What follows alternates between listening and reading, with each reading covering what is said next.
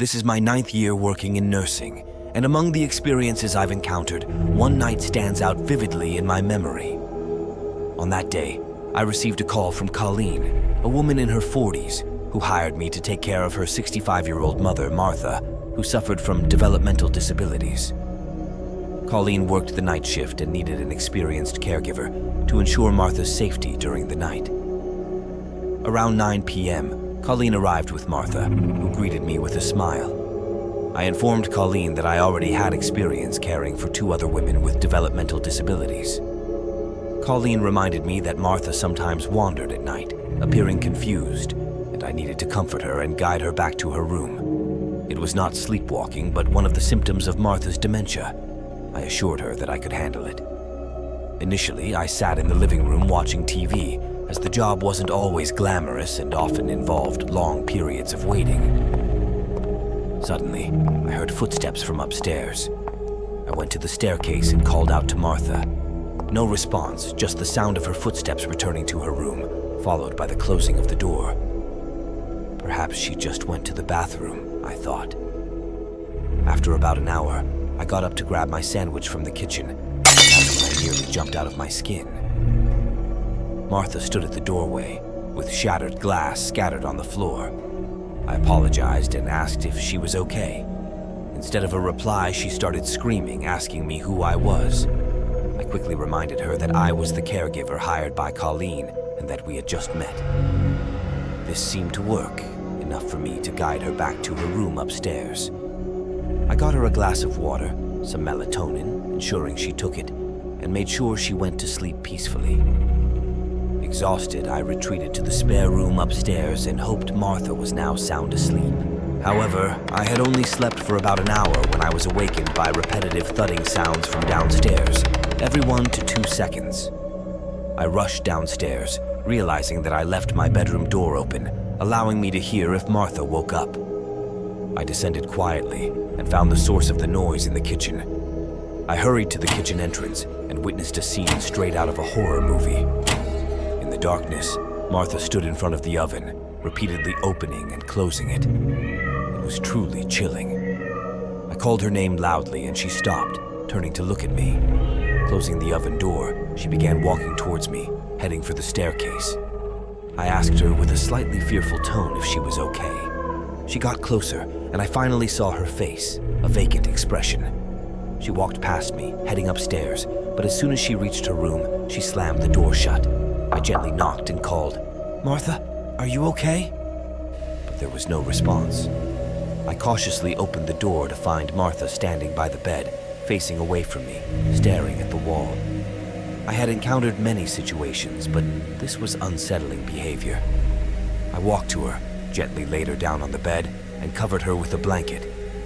Hoping this was the last time, I whispered, "Good night, Martha," and closed the door. Crossing through the upstairs, I returned to the spare room, trying not to fall asleep too quickly, but sleep seemed to overtake me. After a while, I was awakened again. The room was still pitch black, and the preset 1-hour alarm hadn't gone off yet. Looking around, I noticed sounds coming from the cupboard. I heard the opening and closing of cabinet doors and saw a dark figure peeking out from the cupboard. I was nearly scared out of my wits. I shouted her name, but there was no response. I continued to call out Martha several times until she pushed open the cabinet door and slowly walked towards the bed. She began repeating the same questions she asked earlier. "Who are you?" "I don't know you."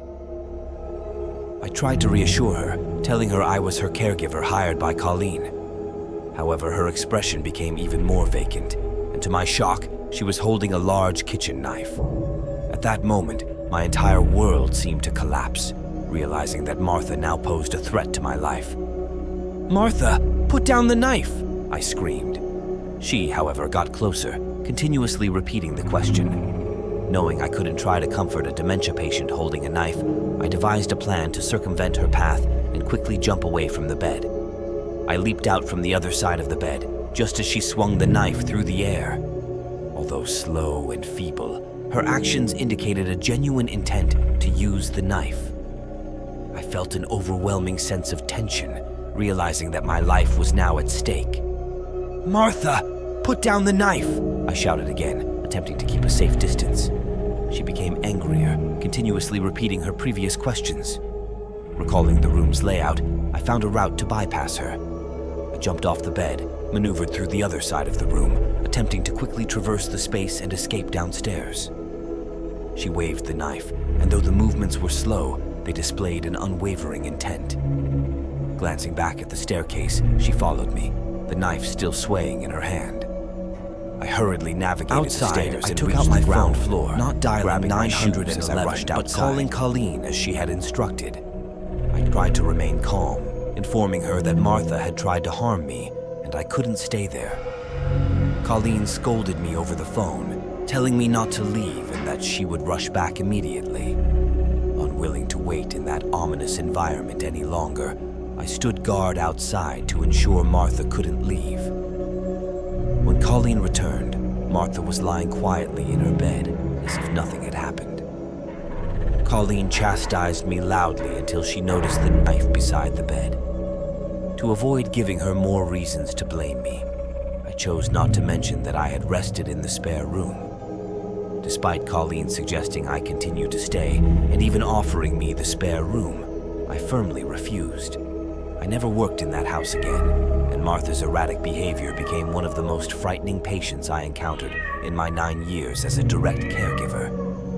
This night's experience prompted me to reevaluate my career choices and fostered a heightened sensitivity to patient behavior and home environments. It made me realize that sometimes the job involves not only providing care, but also facing various unknowns and potential risks.